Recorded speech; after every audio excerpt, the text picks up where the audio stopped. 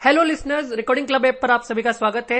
4 फरवरी 2022 का द हिंदू विश्लेषण। आज की पहली खबर कॉलेजियम से रिलेटेड है। सुप्रीम कोर्ट कॉलेजियम जो सुप्रीम कोर्ट में जजों की नियुक्ति करता है।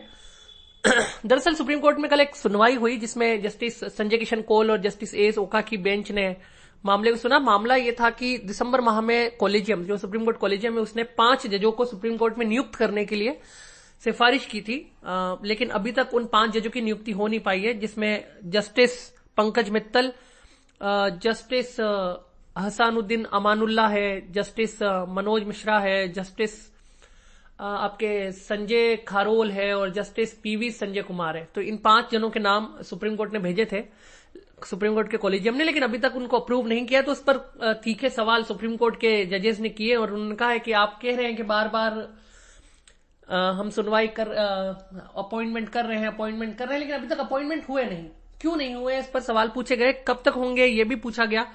लेकिन कुल मिलाकर कहानी का सार ये कि जो भारत सरकार के अटॉर्नी जनरल है, महान्यायवादी है, उन्होंने जो आर वेंकटरमणी, उन्होंने कहा कि आने वाले 5 फरवरी तक जो है वो 5 जजों के वारंट इश्यू हो जाएंगे। दरअसल व्यवस्था यह है सुप्रीम कोर्ट में कि अनुच्छेद 124 भारत का संविधान का अनुच्छेद 124 जजों की नियुक्ति की बात करता है सुप्रीम कोर्ट में।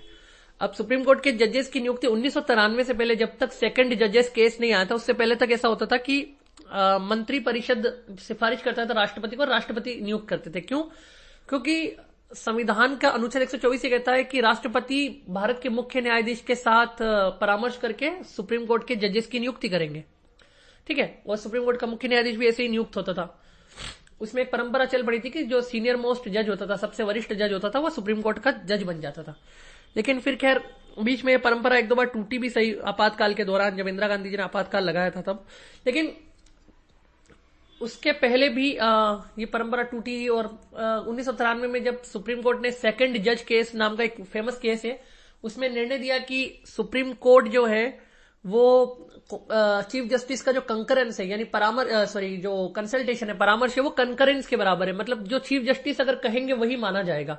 तो उसको और बेहतर करने के लिए फिर सुप्रीम कोर्ट ने कॉलेजियम व्यवस्था लाई कि सुप्रीम कोर्ट के जजों की नियुक्ति करने के लिए चीफ जस्टिस और सुप्रीम कोर्ट के 4 सीनियर मोस्ट जजेस जो है वो मिलकर नाम चुनेंगे और वो राष्ट्रपति के पास भेजेंगे। मतलब वैसे राष्ट्रपति के पास डायरेक्टली नहीं भेजे जाते, पहले वो विधि मंत्रालय जो भारत सरकार का है, जिसके अभी प्रभारी किरण रिजिजू है, वो है भारत के कानून और न्याय मंत्री। तो कानून और न्याय मंत्रालय के पास भेजा जाता है और वो फिर फाइल को प्रोसेस करके इनको भेजता है राष्ट्रपति को। राष्ट्रपति फिर वारंट जारी करते हैं। लेकिन पिछले कुछ समय में इनके बीच में आपस में टकराव चल रहा है। हालांकि अभी सुप्रीम कोर्ट ने 2 नाम और भेजे हैं। गुजरात हाईकोर्ट के जज अरविंद कुमार, जो चीफ जस्टिस है अरविंद कुमार, और इलाहाबाद हाईकोर्ट के चीफ जस्टिस राजेश बिंदल का नाम भी भेजा है। तो वो अभी हाल ही की घटना है, वो तो जनवरी में ही हुआ है, अभी कुछ समय पहले। लेकिन इससे पहले टकराव चल रहा है। सुप्रीम कोर्ट ने हाईकोर्ट में जजेस की नियुक्ति के लिए बहुत सारे नाम भेजे हुए थे, लेकिन सरकार जो है वो कोई न कोई कारण देकर या तो उनको वापस लौटा देती थी सुप्रीम कोर्ट को, या फिर नियुक्ति में देरी कर रही है। इसी बीच सुप्रीम कोर्ट और सरकार के बीच में एक तरह से टकराव की स्थिति देखने को मिली है, जहां कॉलेजियम सिस्टम पर सवाल उठाए जा रहे हैं कानून मंत्री की तरफ से। उसके अलावा एक्चुअली 2015 में संसद ने एक 99वां संविधान संशोधन अधिनियम पारित किया था। 99वां संविधान संशोधन अधिनियम में कहा गया था कि जो सुप्रीम कोर्ट के जज हैं उनकी नियुक्ति अब कॉलेजियम नहीं करेगा। अनुच्छेद 124 में थोड़ा सा बदलाव किया गया था और 124A भी उसमें जोड़ा गया था संविधान में। तो उसमें कहा गया था कि सुप्रीम कोर्ट के जो जजेस हैं वो अब नियुक्त किए जाएंगे नेशनल जुडिशियल अपॉइंटमेंट कमीशन से। उसमें चीफ जस्टिस थे सुप्रीम कोर्ट के, इसके अलावा भारत के प्रधानमंत्री, लॉ मिनिस्टर और 2 एमिनेंट पर्सनालिटी, इस तरह से लोगों को रखा गया था उसमें। लेकिन बाद में सुप्रीम कोर्ट ने इसको स्ट्राइक डाउन कर दिया। सुप्रीम कोर्ट ने इसको असंवैधानिक घोषित कर दिया और ये कह दिया कि ये आधारभूत ढांचा जो संविधान का उसका उल्लंघन करता है। तो इसी पर हाल ही में भारत के जो उपराष्ट्रपति जगदीप धनखड़, उनका भी बयान आया था कि जो भारत की संसद है वो संप्रभु है और ये बेसिक स्ट्रक्चर डॉक्ट्रिन जो है, आधारभूत ढांचे का सिद्धांत जो केशवानंद भारती में आया था, वो ठीक नहीं है। इस तरह के बयान उनकी तरफ से भी आए थे। तो टकराव तो इनके बीच में इसको लेकर चल ही रहा है। खैर, सुप्रीम कोर्ट ने क्या कहा था कि भाई न्यायिक स्वतंत्रता और न्यायिक सर्वोच्चता जो है वो आधारभूत ढांचे का हिस्सा है। अब सुप्रीम कोर्ट ने जो आधारभूत ढांचे का सिद्धांत दिया था 24 अप्रैल 1973 को केशवानंद भारती मामले में, उसमें यह कहा गया था कि जो भारत की संसद है वो भारतीय संविधान के अनुच्छेद 368 के तहत भारत के संविधान में कोई भी बदलाव कर सकती है, कोई भी संशोधन कर सकती है, लेकिन वो आधारभूत ढांचे को नहीं बदल सकती। तो यानी संविधान का एक आधारभूत ढांचा होगा, उसको बदलने के अलावा बाकी आप सब कुछ कर सकते हो। इस निर्णय से पहले, यानी केशवानंद भारती के निर्णय से पहले हमारी जो संसद थी वो कोई भी परिवर्तन कर सकती थी, संशोधन ला सकती थी संविधान में, लेकिन संसद की संविधान को संशोधन करने की शक्ति जो है वो केशवानंद भारती मामले के बाद से सीमित हो गई। तो इस पर जाहिर सी बात है कि सरकार, संसद का न्यायपालिका के साथ टकराव होना लाजमी है।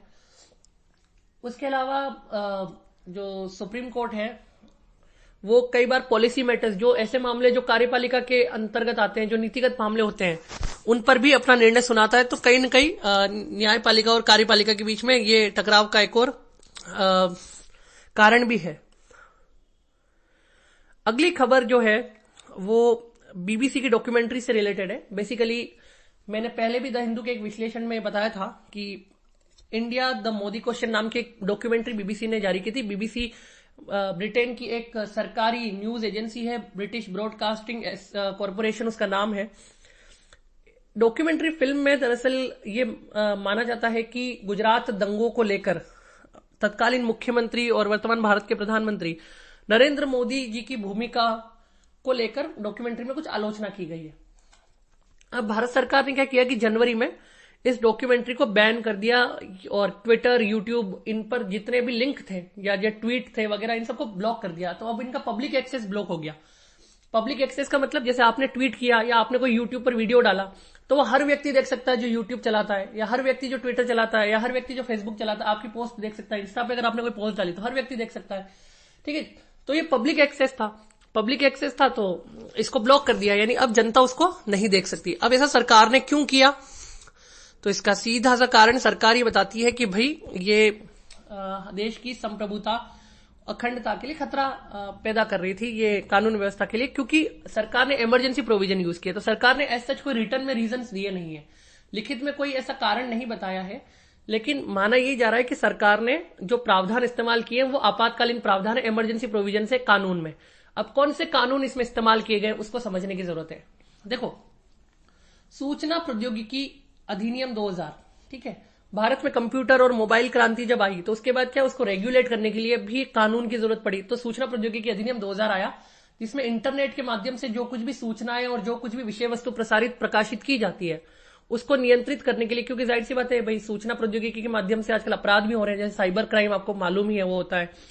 उसके अलावा बहुत सारी जैसे फेक न्यूज फैलाता है कोई, या कोई मिस इन्फॉर्मेशन, गलत सूचना, गलत खबरें, तो इन सबको रोकना भी जरूरी है। ठीक है, बेशक अभिव्यक्ति की स्वतंत्रता है, लेकिन गलत खबरें फैलाने की, गलत सूचना फैलाने की, किसी को भड़काने की ऐसी कोई स्वतंत्रता तो है नहीं, क्योंकि रीजनेबल रिस्ट्रिक्शन के मामले में आ जाता है। तो इस सब को आधार बनाते हुए सूचना प्रौद्योगिकी अधिनियम में एक धारा है 69A, और हिंदी वाले 69 क लिखते हैं, इंग्लिश में 69A लिखा जाता है, सेक्शन 69A। उसमें ऐसा प्रावधान है कि अगर सरकार को ये लगता है कि भाई देश की अगर किसी कंटेंट या किसी इंफॉर्मेशन की वजह से, जो कि इंटरनेट पर अवेलेबल है, उसकी वजह से देश की एकता, अखंडता को खतरा हो सकता है, या राज्य की सुरक्षा को खतरा हो सकता है, या देश की रक्षा को खतरा हो सकता है, या कानून व्यवस्था को खतरा हो जाए, या फिर किसी भी मित्र देश के साथ हमारे संबंध खतरे में पड़ जाए, तो इस तरह के जो कंटेंट और इन्फॉर्मेशन है उसको इंटरनेट पर ब्लॉक किया जा सकता है, ताकि कोई व्यक्ति उस इन्फॉर्मेशन को एक्सेस ना कर सके, पब्लिक एक्सेस ना कर सके। ठीक है, उसके बाद कानून में ही ये प्रावधान है कि जो संसद है, इस कार्यपालिका है, वो नियमों के माध्यम से उस प्रक्रिया का निर्धारण कर सकती है जिस प्रक्रिया के माध्यम से इस तरह की ब्लॉकिंग को किया जाएगा। तो उसके लिए हमारी देश की सरकार, केंद्र सरकार ने कानून बनाया, वो एक नियम बनाया जिसको कहते हैं सूचना प्रौद्योगिकी नियम 2021। वैसे उसका अंग्रेजी में पूरा नाम है information technology intermediaries guideline and digital media ethics code 2021। तो ये जो इंफॉर्मेशन टेक्नोलॉजी रूल्स है 2021 के, उसका एक रूल 16 है। रूल 16 ये कहता है कि अगर कोई ऑथोराइज्ड अधिकारी है, कोई प्राधिकृत अधिकारी है, उसको ये लगता है कि कोई बिना समय गवाए, क्योंकि समय नहीं है, वो ज्यादा टाइम हमारे पास बचा नहीं है, और इसलिए बिना समय गवाए हमें कोई चीज ब्लॉक करनी है। मान लीजिए, क्योंकि सूचना का भाई तंत्र है, आपने कोई खबर अभी डाली या कोई वीडियो डाल दिया या कोई ऐसा ट्वीट, कोई ऐसा पोस्ट कर दिया जिसकी वजह से आक्रोश हो जाए या जिसकी वजह से समस्या पैदा हो जाए, कानून व्यवस्था को खतरा हो जाए, तो तुरंत आप ये नहीं वेट करोगे कि मामला कोर्ट में जाए या उसकी परमिशन हो या कुछ हो, समय नहीं होगा आपके पास, तो आपको तुरंत कार्रवाई करनी है। तो तुरंत कार्रवाई करने के लिए इस नियम 16 का इस्तेमाल किया जाता है। नियम 16 में कहा गया है कि बिना समय गंवाए, जहां समय नहीं गंवाना है, वहां जो अधिकारी होगा, प्राधिकृत अधिकारी होगा, वो सूचना एवं प्रसारण विभाग के सचिव को, मंत्रालय के सचिव को ये कहेगा कि भाई फला इंफॉर्मेशन को या कंटेंट को ब्लॉक करना है, तो वो सचिव जो है वो ब्लॉक करवा देगा। जो भी इंटरमीडियरीज होंगे, जो सोशल मीडिया प्लेटफॉर्म्स होंगे या कोई भी इंटरनेट प्लेटफॉर्म होगा, वेबसाइट वगैरह, उनको कहकर कह देंगे कि भाई ब्लॉक कर दो। ठीक है, ब्लॉक करना पड़ेगा। उसके बाद क्या होगा कि एक बार तो ब्लॉक हो गया, फिर 48 घंटे के अंदर अंदर जो है वो ये रिपोर्ट उस एक कमेटी के सामने रखनी होगी। वो कमेटी ये तय करेगी कि वाकई में इसको ब्लॉक करना है कि नहीं करना है, क्योंकि अभी ब्लॉक कर रखा है, लेकिन 48 घंटे बाद ब्लॉक हट भी सकता है, ब्लॉकिंग हट भी सकती है, क्योंकि एक बार केवल अंतरिम आदेश दिया जाता है। अंतरिम आदेश इसलिए दिया जाता है ताकि कोई नुकसान होने से बचाया जा सके। ओके, ब्लॉकिंग हटा दी, तो अगर 48 घंटे में कमेटी ये कहती है कि नहीं ब्लॉकिंग हटा देनी चाहिए, तो सचिव ब्लॉकिंग हटवा देगा। और अगर नहीं हटानी चाहिए तो भारत सरकार का जो सूचना प्रसारण मंत्रालय का सचिव है वो उस तरह का आदेश जारी कर देगा, फाइनल ऑर्डर जारी कर देगा कि हम ब्लॉकिंग नहीं हटेगी। एक्चुअली जब भी ये आदेश आता है तो इसकी कॉपी जो होती है वो पब्लिक डोमेन में आती है, उसको राइटिंग में दिया जाता है। कारण आपको लिखित में बताने पड़ते हैं कि आप किसी भी कंटेंट को या किसी भी इंफॉर्मेशन को ब्लॉक क्यों कर रहे हो, क्या कारण है जो आपको कंटेंट और इन्फॉर्मेशन ब्लॉक करनी पड़ रही है। अब बीबीसी के मामले में यही है। अब मामला चला गया सुप्रीम कोर्ट में। सुप्रीम कोर्ट में कौन गए हैं याचिका लेकर? एन राम जो कि द हिंदू के एडिटर है, इसके अलावा महुआ मोइत्रा जो टीएमसी के सांसद है, इसके अलावा प्रशांत भूषण जो कि एक वकील है। ठीक है, ये तीनों गए। उसमें क्या हुआ कि जो ब्लॉकिंग के आदेश दिए गए उसमें 50 ट्वीट ब्लॉक कर दिए गए। उन ट्वीट्स में डॉक्यूमेंट्री को लेकर लिंक वगैरह साझा किए गए थे, तो वो 50 ट्वीट भी ब्लॉक हो गए। तो महुआ मोइत्रा और प्रशांत भूषण और एन राम ये कह रहे हैं कि देखो, भारतीय संविधान का अनुच्छेद 19 जो है वो प्रावधान करता है कि भारत के सभी नागरिकों को अभिव्यक्ति की स्वतंत्रता है, बोलने की आजादी है, और उसी का एक हिस्सा है सूचना का अधिकार। सूचना का अधिकार, क्योंकि सुप्रीम कोर्ट ये कह चुका है कि सूचना का अधिकार जो है वो भारतीय संविधान के अभिव्यक्ति की स्वतंत्रता में निहित है। तो सूचना का अधिकार भी है हमारा, हम ये जानना चाहते हैं कि डॉक्यूमेंट्री में क्या है, तो उसकी वजह से डॉक्यूमेंट्री देखने का अधिकार भी हमारा बनता है, और डॉक्यूमेंट्री देखने के बाद हम एक इन्फॉर्म्ड डिसीजन ले सके, एक सूचित निर्णय ले सके, वो सूचना का अधिकार भी हमारा है। तो इन आधारों पर ये तीनों जो है सुप्रीम कोर्ट गए हैं, और सुप्रीम कोर्ट ने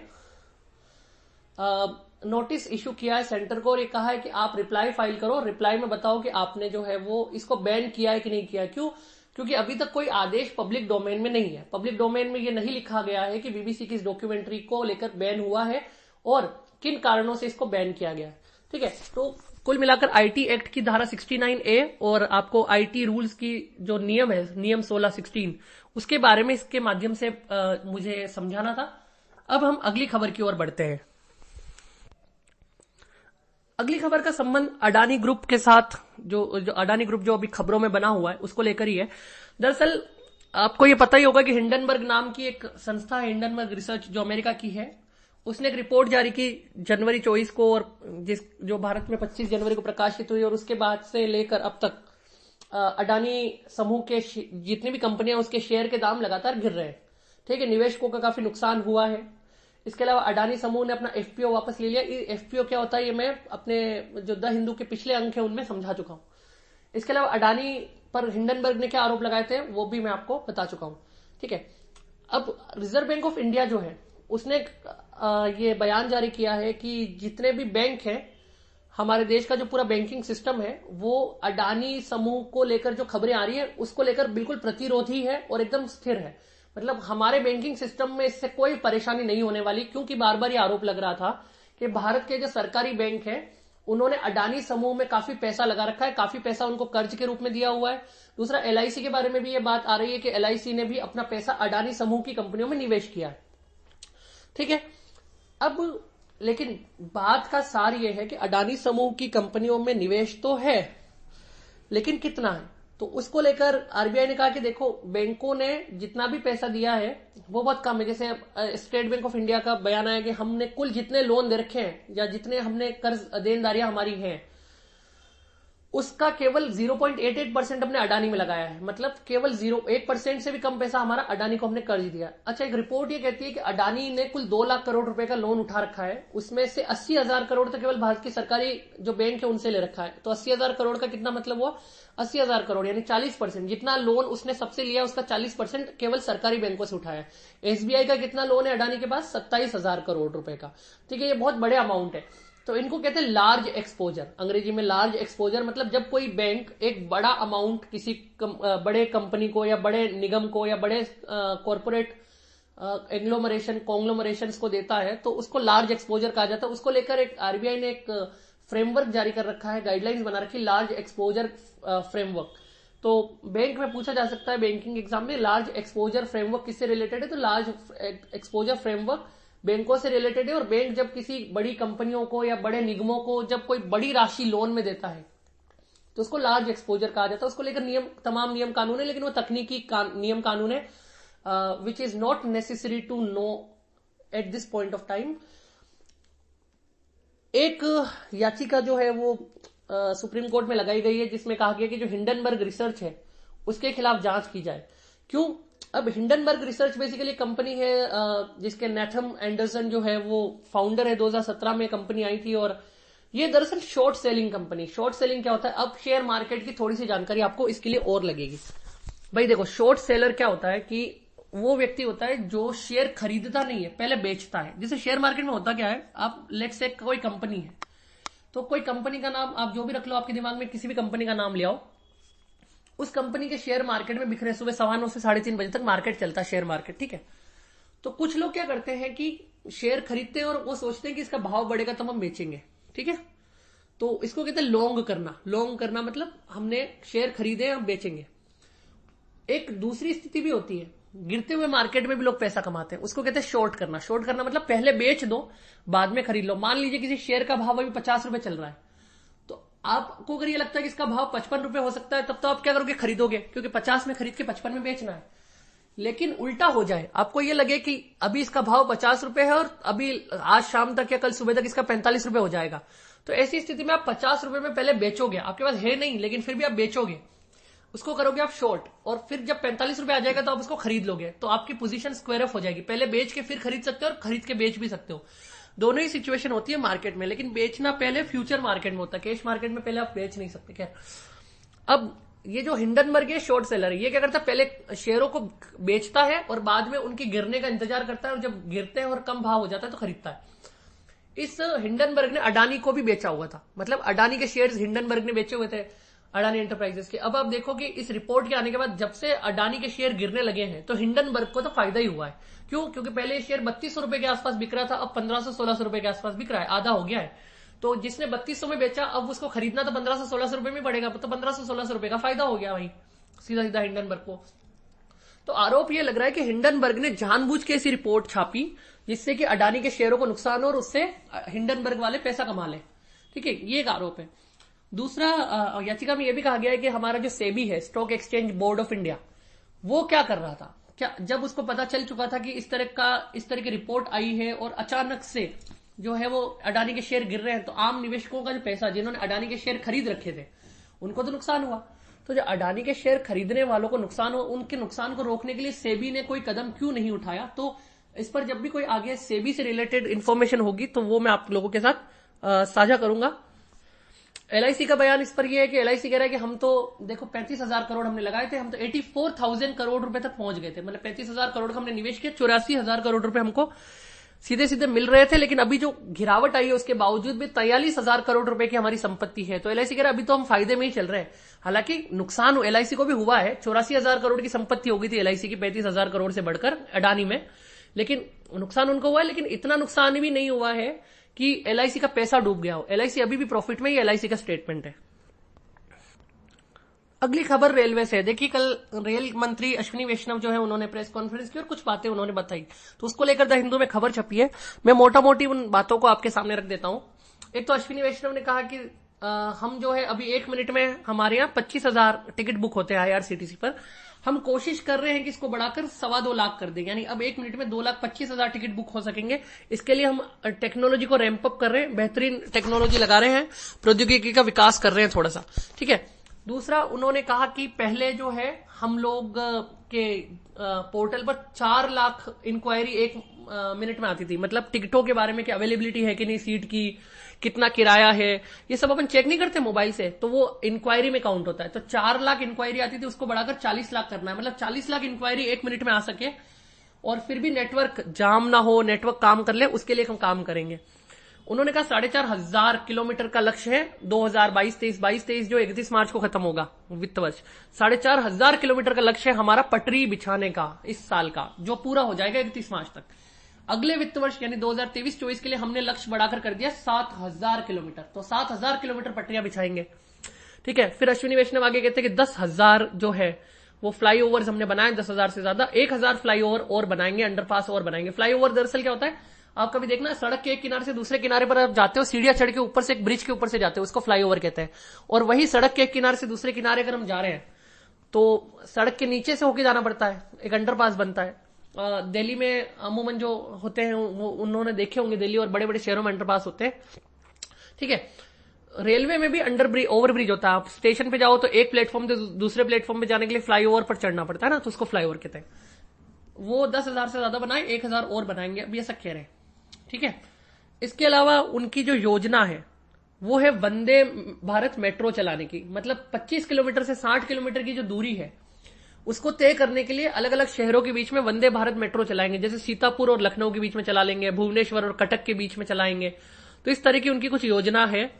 उसके अलावा 550 रेलवे स्टेशनों पर 594 स्टॉल उन्होंने लगाए हैं एक योजना के तहत। उस योजना का नाम है one railway station one product, यानी हर एक रेलवे स्टेशन पे उस इलाके में जो लोकल सामग्री बिकती है, जैसे कोई कलाकृति हो गई या श्रमिकों द्वारा, कारीगरों द्वारा कुछ बनाया गया वस्तु हो, तो हर क्षेत्र की कोई न कोई एक फेमस वस्तु होती है, तो उसको बेचेंगे हर स्टेशन पे। 550 स्टेशनों पर अभी बेच रहे हैं, 750 स्टेशन तक इसको ले जाने का लक्ष्य रखा है इन लोगों ने।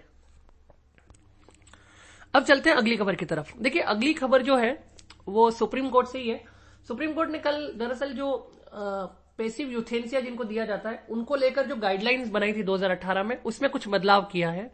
संविधान पीठ ने वो बदलाव किए हैं। सबसे पहले आपको ये समझना है कि यूथेनेसिया होता क्या है या पैसिव यूथेनेसिया क्या होता है। देखो एक मरीज है, आप उदाहरण के तौर पे समझें, एक मरीज है, मरीज, ठीक है, और वो उसको मेडिकल ट्रीटमेंट आप दे रहे हो, वो जीवित है लेकिन वो इस अवस्था में नहीं है कि अपनी जिंदगी जी सके, बिल्कुल एकदम मृत प्राय अवस्था में पड़ा हुआ है। अब ना तो वो मर रहा है, ठीक है, और ना वो जी पा रहा है, तो उसका क्या होता है, इलाज होता रहता है, इलाज होता रहता है, इलाज होता रहता है, ठीक है। इलाज पर पैसे भी खर्च होते रहते हैं और उस व्यक्ति को कष्ट भी होता रहता है, क्योंकि उसका जीवन मृत्यु से भी ज्यादा कष्टकारक हो गया। अब इसको लेकर कुछ लोग ये कहते हैं कि भाई देखो, जीने का अधिकार है तो मरने का भी अधिकार होना चाहिए, ठीक है, डाई विद डिग्निटी, गरिमापूर्ण मृत्यु का अधिकार होना चाहिए।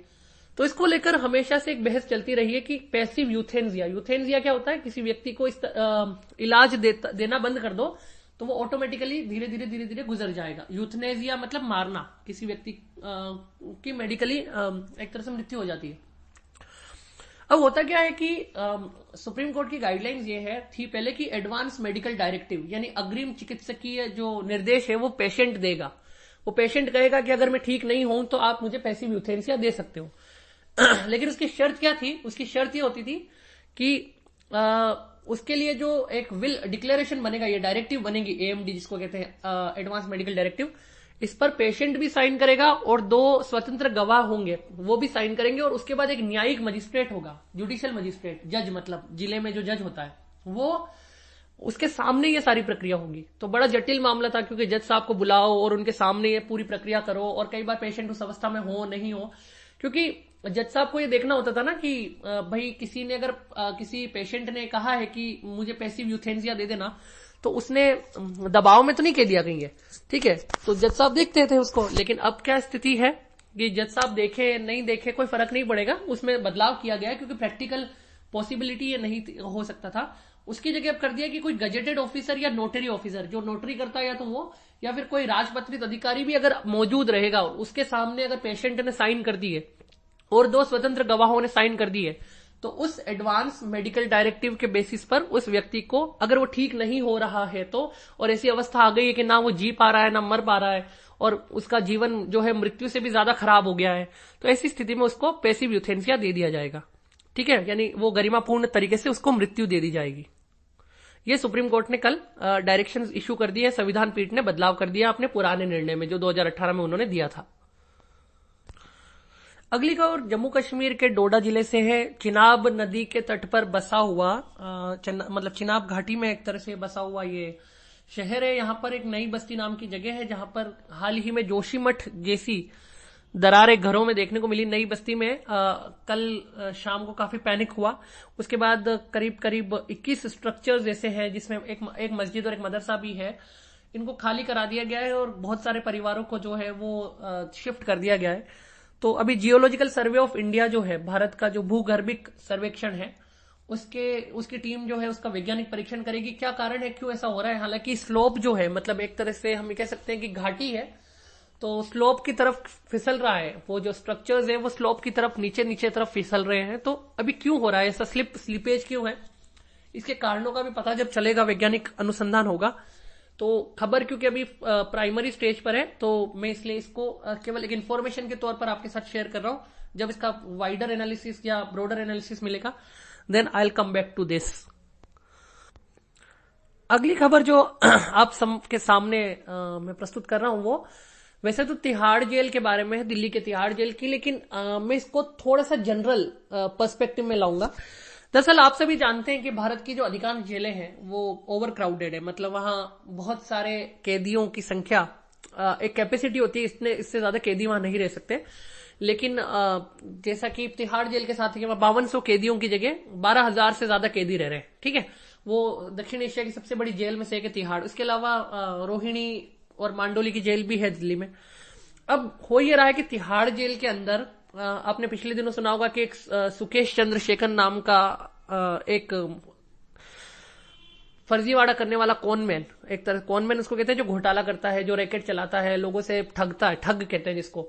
तो ठग जो था उसने 200 करोड़ का रैकेट, 200 करोड़ का एक्सटॉर्शन रैकेट जो जेल में बैठे बैठे चला लिया। ठीक है, उसी तरह से ऐसा कहा जाता है कि जो सिद्धू मूसेवाला है, पंजाब का एक गायक है, उसकी जो हत्या की साजिश है वो तिहाड़ जेल में बैठे बैठे हो गई। मतलब साजिश तिहाड़ जेल में रची गई। अब आप सोचिए, इसके अलावा अभी रोहिणी, तिहाड़ और दिल्ली की जो एक और है मांडोली जेल, वहां पर रेड की गई जो स्मगल्ड ऑब्जेक्ट होते हैं, यानी जिन ऑब्जेक्ट्स, जो वस्तुओं की तस्करी करके जेल में रखी जाती है, तो उनके खिलाफ एक ड्राइव चल रही थी। 348 मोबाइल फोन कैदियों के पास से निकले। तो कैदियों ने क्या, तो इससे ये अंदाजा मिलता है कि भाई अब जेलों में और बेहतर सुरक्षा व्यवस्था और चाक चौबंद चौकसी रखने की जरूरत है। तो उसको लेकर कुछ तकनीक का इस्तेमाल अब तिहाड़ जेल में होने लगेगा। पायलट प्रोजेक्ट वहां शुरू हो रहा है। एक तो 20 एआई पावर्ड कैमरा लगाए जाएंगे, सीसीटीवी कैमरा। एआई मतलब आर्टिफिशियल इंटेलिजेंस, कृत्रिम बुद्धिमत्ता से लेस 20 कैमरे लगेंगे। एक्चुअली होता क्या, 12,000 से ज्यादा लोग अब उन जेलों में रह रहे हैं। तो भाई उन जेलों में जब 12,000 से ज्यादा लोग रह रहे हैं तो उन जेलों में नजर रखना स्टाफ की, उतनी कितनी भी आप स्टाफ बढ़ा दो, सब पर नजर नहीं रखी जा सकती। तो एक कैमरा क्या करेंगे कि लोगों, उन कैदियों पर नजर रखेंगे। अगर कहीं जैसे कोई हाथापाई या कोई ऐसी मारपीट जैसी घटना हो रही है तो हाथ के मूवमेंट जो है उसके आधार पर कैमरा अलर्ट भेज देगा। अगर कोई अपने इलाके से दूसरे इलाके में चला गया, मतलब कैदी को एक निश्चित इलाके में रहना है, एक निश्चित क्षेत्र में रहना है, वहां से वो हटकर कहीं और जा रहा है तो कैमरा कैप्चर करके उसको अलर्ट भेज देगा कंट्रोल रूम को। तो आर्टिफिशियल इंटेलिजेंस में क्या होता है, डाटा फीड किया जाता है, उनके सबके चेहरे फीड कर दिए जाएंगे, जितने भी कैदी होंगे उनके फेशियल रिकॉग्निशन कर पाएगा एआई। तो इस तरह की चीजें जो है वो कैमरे में होंगी। इसके अलावा जो कैंटीन का बिल होगा वो बायोमेट्रिक सिस्टम से होगा और अब ऑनलाइन उसको मेंटेन किया जाएगा। पहले क्या हाथ से कैंटीन के बिल बनते थे। जितने भी स्टाफ वाले होंगे तिहाड़ जेल में उनको वॉकी टॉकी दिया जाएगा। मतलब वॉकी टॉकी एक वायरलेस टेलीकम्युनिकेशन होता है जो आप बिना, मतलब एक दूसरे से कनेक्टेड रहता है वॉकी टॉकी, और आपस में बातचीत हो सकती है। नेटवर्क वगैरह अगर नहीं भी होता है तब भी कोई ऐसा सच कोई इशू नहीं है। अब वॉकी टॉकी भी दिया जाएगा। और इसके अलावा तिहाड़ जेल में शिकायत निवारण के लिए एक कंट्रोल रूम बनेगा जिसमें कॉलिंग की व्यवस्था होगी। पहले होता क्या था कि जब किसी कैदी को कोई शिकायत होती थी, क्योंकि कैदियों के आपस में नहीं बन रही है या कोई और दिक्कत कैदी को आ रही है, तो उसको लेकर क्या था, कोई व्यवस्था तो थी, लेकिन वो मानवीय व्यवस्था थी, मैनुअल व्यवस्था। तो एक कैदी अगर कॉल करके कुछ कहे भी तो भाई प्रॉब्लम होती थी, ठीक है, समय लगता था शिकायत के निवारण में। अब वो भी आर्टिफिशियल इंटेलिजेंस बेस्ड या टेक्नोलॉजी बेस्ड कर दिया जाएगा। कॉल करेगा कैदी और उसकी समस्या रिकॉर्ड होगी और बहुत त्वरित शिकायत निवारण किया जाएगा। अच्छा, कैदी बहुत चालाक होते हैं। यूं तो आप सोच रहे होंगे 348 मोबाइल फोन निकल गए, कैसे नेटवर्क आ रहा था, वहां तो जैमर लगा होता है ना जेलों में। तो कैदी क्या करते हैं, ढूंढ ढांड लेते हैं कि भाई कहाँ नेटवर्क आ रहा है।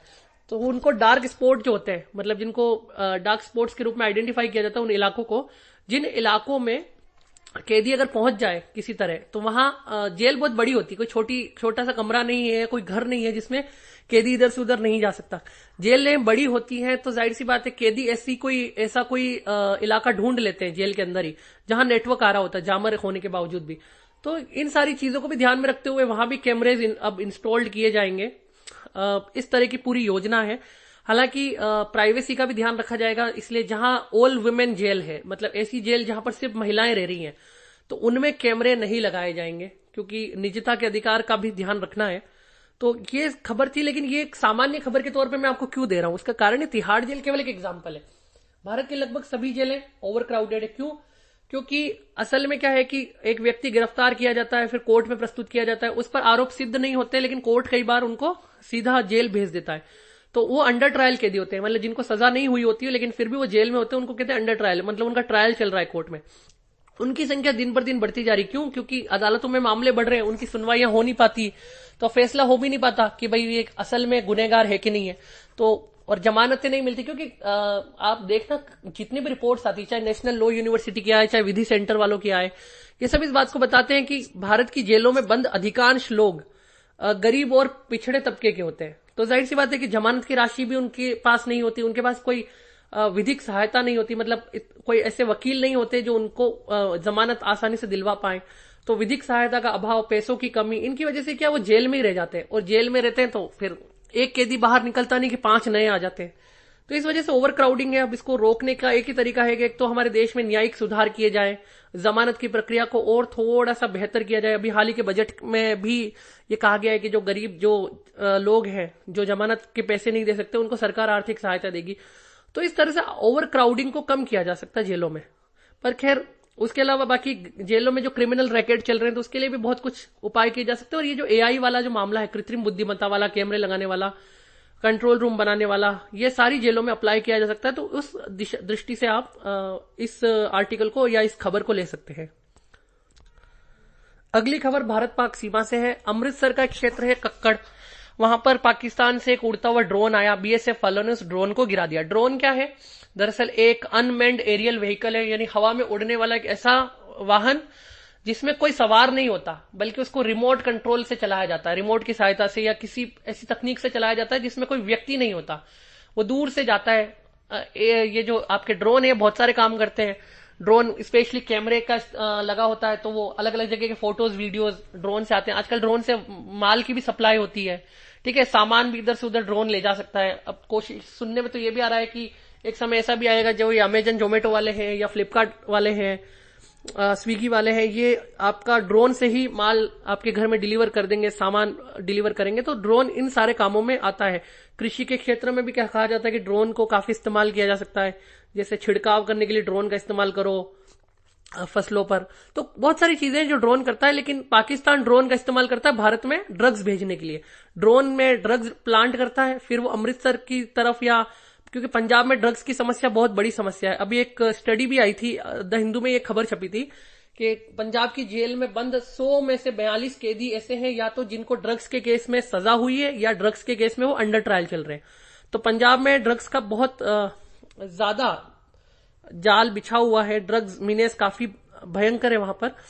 तो उसी ये सब पाकिस्तान स्पॉन्सर्ड है। अफगानिस्तान से पाकिस्तान होते हुए ड्रग्स जो है पंजाब आती है, और इन सब के चलते वहां पर बीएसएफ भी काफी अलर्ट है। तो ये ड्रोन आया, ये हेरोइन लेकर आया था, सस्पेक्टेड हेरोइन है। तो इस ड्रोन को मार गिराया गया। ठीक है, अब ये इंटरनल सिक्योरिटी के लिए है। ये छोटी छोटी खबरें हर रोज ही आती हैं, अलग कुछ कुछ दिनों में ड्रोन आता ही रहता है। तो उसको हमारी सेना, हमारे जो पैरामिलिट्री फोर्सेज है, वो बहुत बेहतरीन ढंग से पूरी एफिशिएंसी के साथ इनको काउंटर करते हैं। लेकिन ये खबर जैसे मैंने अभी इसलिए बताई ताकि आपको ये पता रहे कि जब हमारे देश के आंतरिक सुरक्षा में कौन कौन सी चुनौतियां हैं। एक तकनीक भी चुनौती है। अब ड्रोन की तकनीक का विकास तो अच्छे काम के लिए हुआ था, लेकिन जाहिर सी बात है जब भी कोई तकनीक आती है तो वो एक समस्या बन जाती है। अब ड्रोन तकनीक हमारे लिए कैसे समस्या है, क्योंकि ड्रोन के माध्यम से पाकिस्तान सीमावर्ती क्षेत्रों में हथियार और ड्रग्स वगैरह भेजता है ड्रोन में डाल के।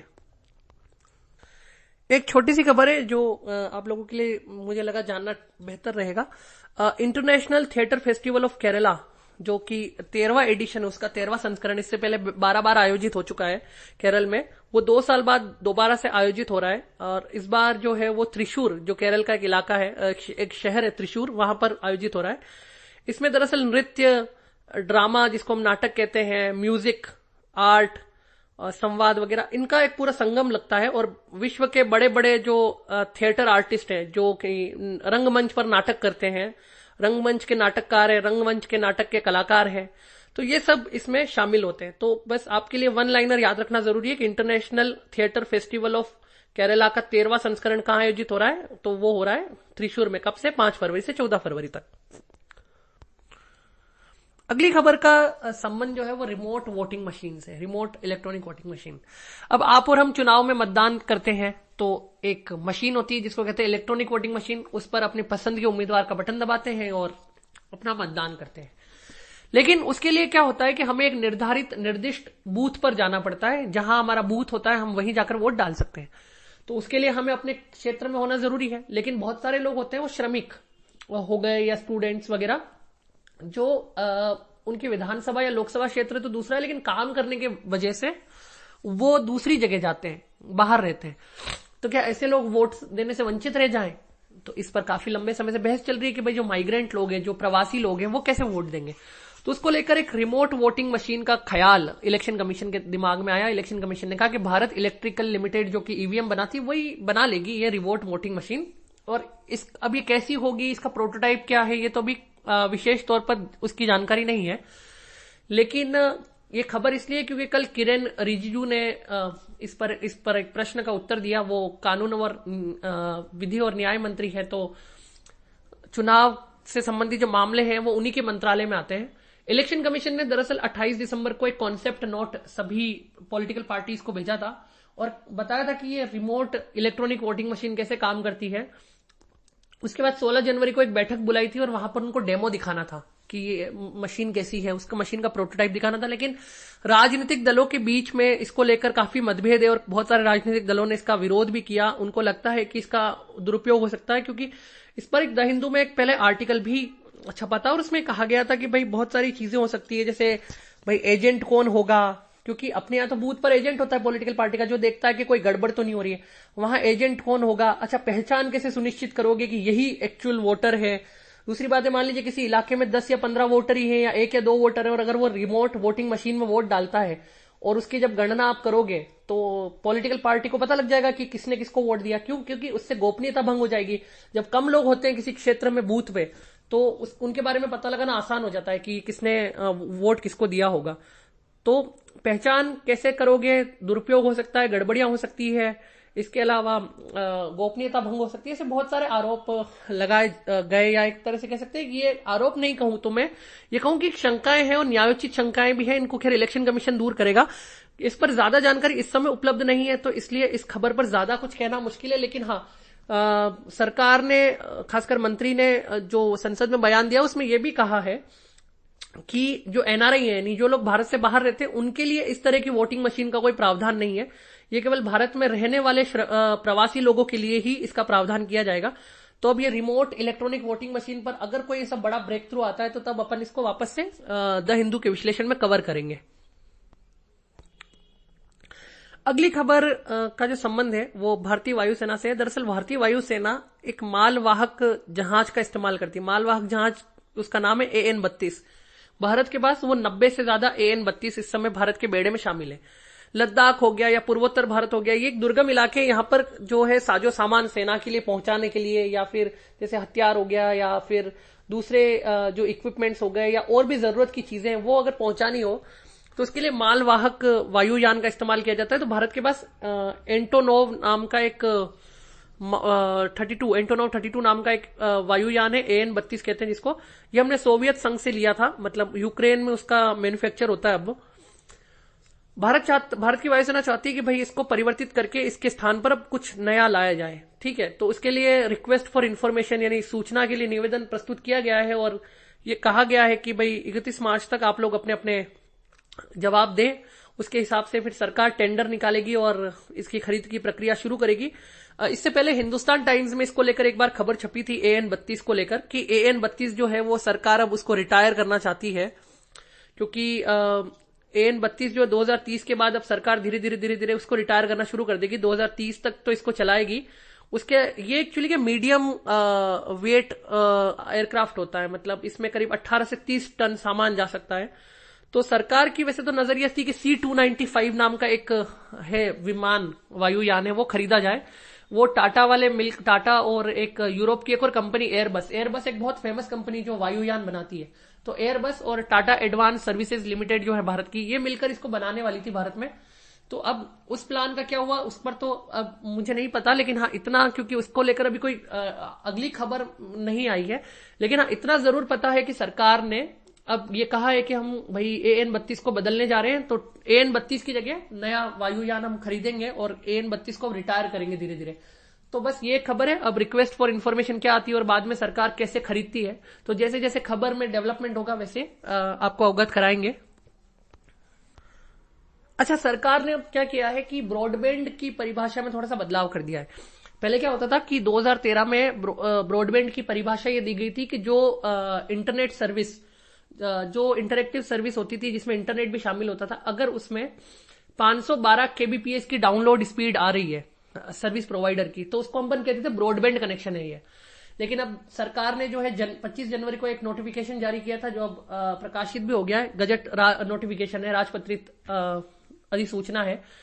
उसमें जो भारत सरकार का दूरसंचार विभाग ने कह दिया कि अब 2 Mbps की स्पीड अगर नहीं आती, यानी 2 मेगाबाइट पर सेकंड की स्पीड अगर नहीं आती है तो हम नहीं मानेंगे कि ये ब्रॉडबैंड है। इससे कम स्पीड दोगे डाउनलोड की तो ये ब्रॉडबैंड नहीं माना जाएगा, ठीक है। तो पुरानी स्पीड से कितना गुना हो गया, 4 गुना हो गया। क्यों? 512 kbps जो होता है वो आधा MB कहलाता है, ठीक है। तो आधे KB से लेकर अब 2 KB तक ये पहुंच गई है कहानी। तो अब 2 MB तक, सॉरी, तो 2 MB जो है वो 2 Mbps अगर स्पीड आ रही है तो ब्रॉडबैंड कनेक्शन की श्रेणी में आएगा। अब आप सब ये बात तो जानते ही हैं कि भारत जो है वो इस बार G20 देशों की अध्यक्षता कर रहा है। तो G20 देश जब अंतिम में शिखर सम्मेलन में मिलेंगे उससे पूर्व क्या अलग अलग कार्य समूहों की बैठक हो रही है। जैसे उदयपुर के अंदर G20 शेरपा की बैठक हुई थी शेरपा ट्रैक में, उसी तरह अलग अलग मंत्री समूहों की बैठक भी हो रही है। अब G20 के जितने भी पर्यटन मंत्री वो 7 तारीख से 9 तारीख यानी 7 फरवरी से 9 फरवरी के बीच में रन ऑफ कच्छ में मिलेंगे। भारत क्या करने वाला है वहां की पर्यटन की दृष्टि से कुछ ऐसे क्षेत्र दर्शाएगा। जैसे एक गांव है लाडपुरा खास, मध्य प्रदेश का लाडपुरा खास गांव। अब UNWTO ने उसको बेस्ट रूरल टूरिज्म डेस्टिनेशन का अवार्ड दिया हुआ है, तो यानी ग्रामीण पर्यटन की दृष्टि से बेहतरीन गांव है। एक नागालैंड का गांव है खोनोमा जो है इको टूरिज्म, यानी पर्यटन के साथ साथ पर्यावरण का ध्यान में रखकर कैसे पर्यटन किया जाता है उसको दिखाएगा। भारत की दरअसल ये प्राथमिकता है कि ग्रामीण पर्यटन को भी बढ़ावा मिले। उसमें क्या होगा कि ग्रामीण पर्यटन में एस्ट्रो टूरिज्म, यानी कि जैसे उसमें क्या होता है एस्ट्रो टूरिज्म में कि पर्यटन भी होता है और आप सौर मंडल की जो गतिविधियां हैं उनको ऑब्जर्वेशंस को भी देख सकते हैं। तो गांव में लोग आएंगे, रुकेंगे, गांवों में जो घर होंगे उनमें रुकेंगे और तारे भी देखेंगे। हिमालय में ऐसा हो सकता है कि ग्रामीण क्षेत्र में लोग जाएं, वहां घरों में रहें और पहाड़ की खूबसूरती का आनंद भी लें। अब इन ग्रामीण पर्यटन को बढ़ावा देने से क्या फायदा होता है कि एक तो ग्रामीण जनता जो है उनको आजीविका का एक साधन मिलेगा, तो उससे गरीबी दूर होगी और जो वहां के समुदाय होंगे उनका सशक्तिकरण बढ़ेगा। उससे भारत की भी एक छवि बढ़ेगी कि भारत का ग्रामीण टूरिज्म और आर्कियोलॉजिकल टूरिज्म कितना बेहतरीन है। तो एक तरह से सरकार ग्रामीण टूरिज्म को प्रमोट करने के लिए इन दो गांवों का उन्होंने चयन किया है, लाडपुरा खास मध्य प्रदेश का और खोनोमा नागालैंड का। तो इनको इनमें जो ग्रामीण पर्यटन है उनको दर्शाया जाएगा। बाकी कच्छ के रण में होने वाला है पर्यटन मंत्रियों की G20 के पर्यटन मंत्रियों की बैठक। अब एक खबर पाकिस्तान से। दरअसल आप सब जानते हैं कि पाकिस्तान में आर्थिक बदहाली का दौर चल रहा है। पाकिस्तान में 48 साल की सबसे ज्यादा महंगाई है, मतलब ऐसी महंगाई है जो 48 साल में कभी नहीं हुई। लोगों के पास खाने की चीजों की कमी है। दूसरी तरफ पाकिस्तान एक बड़े संकट से गुजर रहा है। देखिए, हर देश आयात पर निर्भर रहता है, उसको कुछ न कुछ दूसरे देशों से खरीदना पड़ता है, मंगाना पड़ता है। विशेष तौर पे ऊर्जा, एनर्जी जो हम भी करते हैं, फ्यूल बाहर से आता है। उसके अलावा और भी बहुत सी वस्तुएं आती है, लेकिन उनके लिए चाहिए होता है डॉलर, विदेशी मुद्रा। अब विदेशी मुद्रा कब मिलती है? जब आप कोई चीज निर्यात करते हो, उसके बदले में जो आपको विदेशी मुद्रा प्राप्त होती है उसी से तो आप आयात करते हो, ठीक है ना। तो जब आपके पास डॉलर आएंगे तभी तो आप डॉलर दोगे। पाकिस्तान की हालत बड़ी खराब है। पाकिस्तान के पास 14-15 दिन का डॉलर बचा होगा। अब जब आपके पास इस तरह का संकट आता है, इसको कहते हैं बैलेंस ऑफ पेमेंट क्राइसिस, यानी भुगतान संतुलन का संकट। मतलब यह है कि आपके पास जो है इतना डॉलर नहीं बचा, इतनी विदेशी मुद्रा नहीं बची कि आप अपने देश के लिए आयात कर सको, क्योंकि निर्यात आपका बहुत कम होगा। तो जब निर्यात और आयात दोनों बराबर होते हैं, यानी आप जितना डॉलर दे रहे हो उतना डॉलर आपको मिल रहा है, तो उसको कहते हैं भुगतान संतुलन। लेकिन जब स्थिति उल्टी हो जाए, यानी आपका निर्यात बहुत कम और आयात बहुत ज्यादा हो, यानी डॉलर बिल्कुल नहीं आ रहा है और डॉलर बिल्कुल जा रहा है, जा तो रहा है लेकिन आ कुछ नहीं रहा है, ऐसी स्थिति को कहते हैं भुगतान संतुलन का संकट। अब इसमें आपकी मदद करता है अंतर्राष्ट्रीय मुद्रा कोष। अंतर्राष्ट्रीय मुद्रा कोष एक ब्रेटन वुड्स संस्थान है जो कि विश्व में सभी देशों को भुगतान संतुलन का अगर संकट आता है तो डॉलर वगैरह उपलब्ध करवाता है। वैसे भी IMF समय समय पर SDR और उन सब के माध्यम से भी स्पेशल ड्रॉइंग राइट्स वगैरह हर देश के पास होते हैं, तो कभी जरूरत पड़ती है तो वो डॉलर वगैरह दे देता है, ठीक है। लेकिन पाकिस्तान क्योंकि हालत खराब है, महंगाई चरम पर है और पाकिस्तान को विदेशी कर्ज भी उतारना है, सिर्फ आयात की बात नहीं है। जब आप कर्जा विदेशों से जब कर्जा लेते हो तो वो डॉलर में लेते हो, तो चुकाओगे भी डॉलर में, ठीक है। चीन का इतना कर्जा और भी वर्ल्ड बैंक से होगा, IMF से है ही है। तो ये सारे कर्जे कैसे उतारोगे? आयात के फाफे पड़ रहे हैं और डॉलर है नहीं और कर्जे भी उतारने हैं। तो ऐसी स्थिति में अंतर्राष्ट्रीय मुद्रा कोष वाले आए पाकिस्तान में और उन्होंने कुछ शर्तें रख दी। एक तो उन्होंने कहा तुम टैक्स बढ़ाओ, यानी कि लोगों पर जो टैक्सेस तुम लगाते हो वो बहुत कम है, इससे तुम्हारी आय हो नहीं रही, एक तो वो बढ़ा लो। और तुम अनाप शनाप सब्सिडी दे रहे हो। मतलब सब्सिडी क्या होती है कि सरकार कोई चीज पर खुद पैसा खर्च करती है ताकि जनता को वो चीज सस्ती मिले। जैसे मसलन हमारे देश में यूरिया पर, खाद पर, इन पर होता है ना सब्सिडी सरकार देती है। एक समय गैस सिलेंडर पर भी देती थी सरकार सब्सिडी, तो वो गैस सिलेंडर अपने को सस्ते में पड़ता था। क्यों? क्योंकि उसका जो गैप होता था वो सरकार भरती थी, जो गैप प्राइसिंग होती थी वो सब्सिडी कहलाती है, ठीक है। जैसे 2 रुपए किलो अनाज मिलता है तो वो क्या सब्सिडी, एक तरह से सब्सिडाइज्ड रेट पर सरकार अनाज दे रही है भारत में। तो उसी तरह पाकिस्तान को भी कहा है कि भाई देखो सुनो, सब्सिडी देना बंद करो, कम करो और टैक्स बढ़ाओ। तो इस स्थिति में क्या होगा? जनता का विरोध बढ़ेगा और सरकार के लिए खतरा हो सकता है। तो इसलिए भाई जो शहबाज शरीफ की सरकार है वो थोड़ी सी कतरा रही है, पर अब क्या है, उनको मानना पड़ेगा। अगर अंतर्राष्ट्रीय मुद्रा कोष की अगर उनको मदद चाहिए और अपने भुगतान संतुलन के संकट से आपको उबरना है, तो ऐसी परिस्थिति में अंतर्राष्ट्रीय मुद्रा कोष की दोनों मांगे माननी पड़ेगी कि टैक्स बढ़ाओ और सब्सिडी को घटाओ। अब 2 एडिटोरियल छपे हैं। एक आर.के. राघवन का एडिटोरियल लेख छपा है द हिंदू में। आर.के. राघवन CBI के पूर्व निदेशक रहे हैं।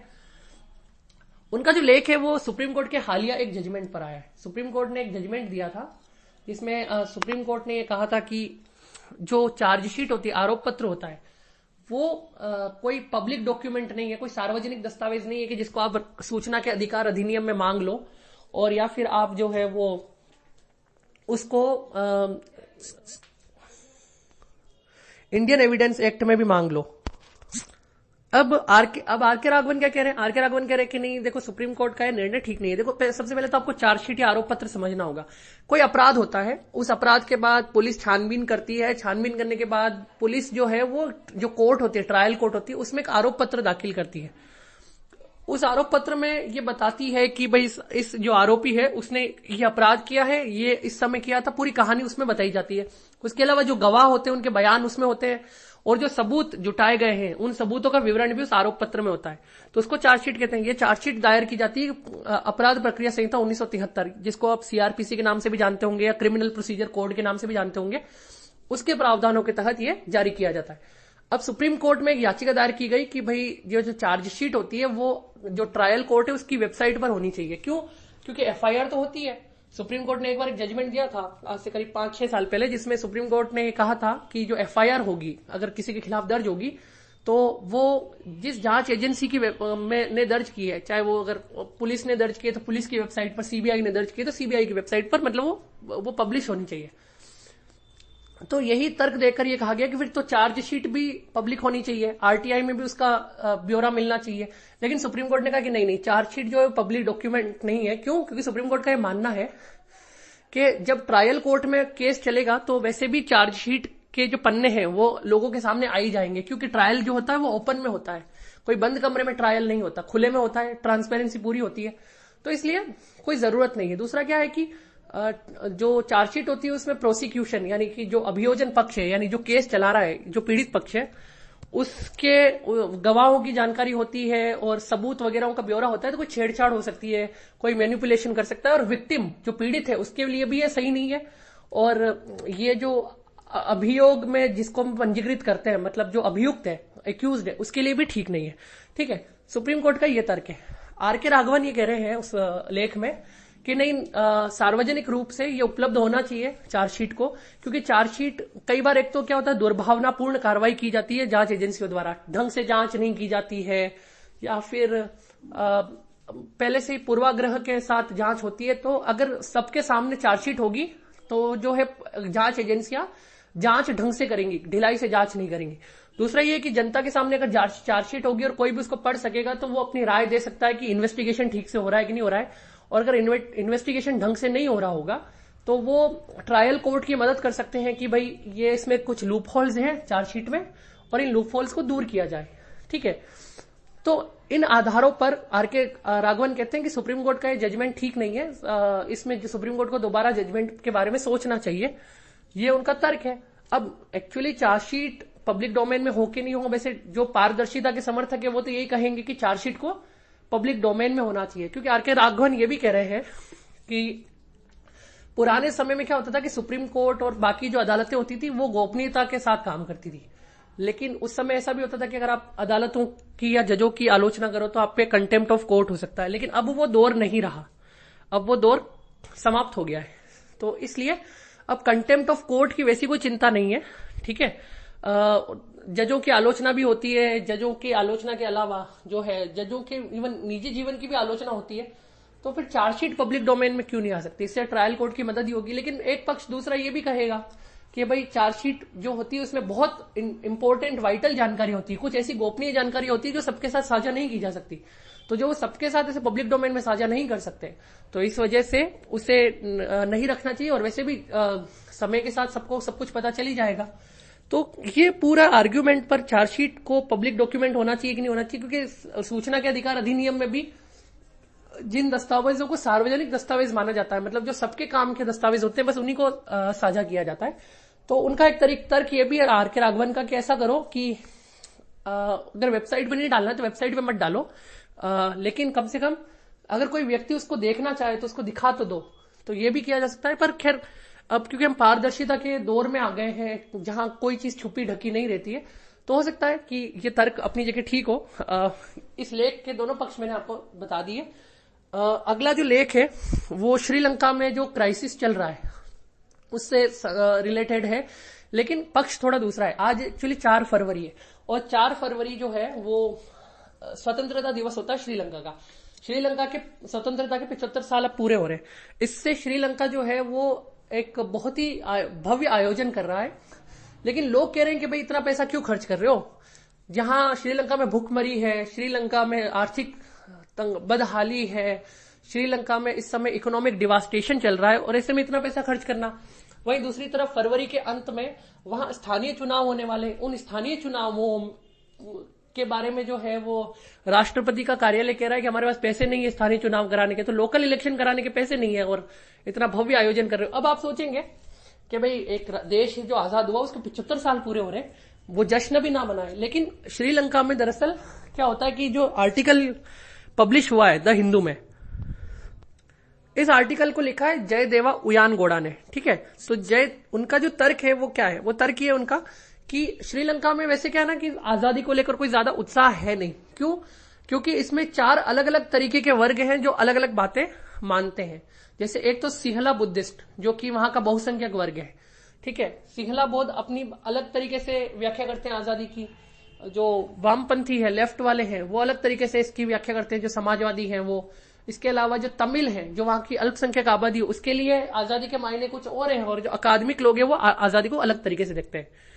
देखिए, एक कॉमन व्यू जो सिंहला बौद्ध लोगों का है वो ये कह रहे हैं कि हम तो मेजोरिटी थे, 1948 में संविधान बना सोलबरी कमीशन के बाद, और जो संविधान बना उसमें बहुसंख्यकों का तो कुछ अधिकार है ही नहीं, बहुसंख्यकों को कुछ विशेष दिया ही नहीं।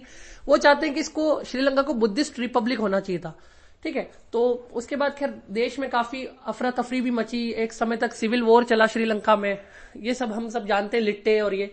तमिलों का ये मानना है कि तमिल समुदाय को कुछ नहीं मिला, उनको इसलिए क्षेत्रीय स्वायत्ता चाहिए थी, और उनको क्षेत्रीय स्वायत्ता नहीं दी गई, ठीक है।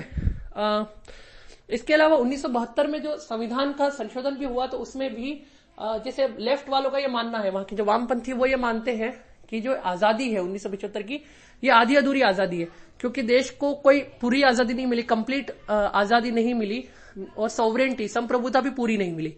क्यों? क्योंकि अंग्रेज जो थे वो उन्होंने भारत को जैसे आजाद किया, भारत ने क्या किया, लंबी लड़ाई लड़ी, लंबा संघर्ष हुआ, रक्त बहा, ठीक है, क्रांति हुई, ऐसा कुछ भी श्रीलंका में नहीं हुआ। श्रीलंका को तो नेगोशिएशन, बातचीत के माध्यम से ही वो आजाद करके चले गए। तो अपना कोई ऐसा संघर्ष तो है नहीं, श्रीलंका वाले कह रहे हैं अपना कोई संघर्ष तो है नहीं भाई, ठीक है, तो हम क्यों आजादी का जश्न मनाएं। इसलिए आज 4 फरवरी को लेकर इतना इंथुजियाज्म नहीं है। एकेडमिया भी ऐसा ही सोचता, वहां का अकादमिक वर्ग भी, ठीक है। तो जब 1972 का वहां का संविधान में जब रिफॉर्म्स हुए, तब ऐसा है कि उसको रिपब्लिक बना दिया गया, डेमोक्रेटिक बनाया गया, सिंहला बुद्धिस्टों की बातें भी मानी गई। वामपंथियों ने कहा कि जब तक भी समाजवादी व्यवस्था लागू नहीं होगी, तब तक सच्चे मायनों में लोकतंत्र स्थापित नहीं होगा, सच्चे मायनों में आजादी नहीं आएगी। तो उनकी भी थोड़ी बहुत बात मानी गई, लेकिन तमिल वर्ग जो था वहां का, तमिल अल्पसंख्यक आबादी, उनकी बातें नहीं मानी गई। क्योंकि सिंहलाओं का ये भी मानना है कि भाई वहां सिंहला भाषा को जो है वो आधिकारिक भाषा बना दिया जाना चाहिए। तमिलों का कहना है कि हमको एक अलग प्रांत मिलना चाहिए, हमको संघीय स्वायत्ता मिलनी चाहिए। तो इन सब को लेकर जो है वहां पर अलग अलग वर्गों के अलग अलग रुख है। लेकिन अभी जिस तरह से आर्थिक विनाश या आर्थिक संकट वहां पर आया हुआ है श्रीलंका में, उसको देखते हुए वहां पर आजादी को लेकर लोगों में कुछ खास विशेष उत्साह नहीं है, ऐसा ये आर्टिकल कहता है। तो आज का द हिंदू विश्लेषण यहीं तक था। कल फिर मिलेंगे 5 फरवरी की खबरों को लेकर। तब तक के लिए धन्यवाद।